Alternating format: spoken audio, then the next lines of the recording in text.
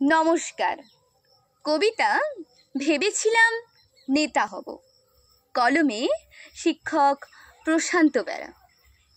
ভেবেছিলাম নেতা হব, ভাবব পরের তরে, সবার স্নেহ আর ভালোবাসায় বাঁচব জীবন ভরে। বুঝতে পারি নেতা হতে লাগবে অনেক টাকা, আদর্শ যে বিলিয়ে যাবে, পকেট হবে ফাঁকা। হয়তো পরে অসৎ টাকায় পকেট যাবে ভরে, বড় নিজের বাড়ি হবে, চাকরি নিজের ঘরে।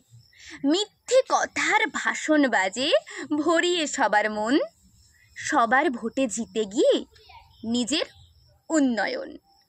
সৎ নেতা চাইলে হতে কোনো দলের কাছে সুযোগ তুমি পাবেই না অসৎ নেতার মাঝে।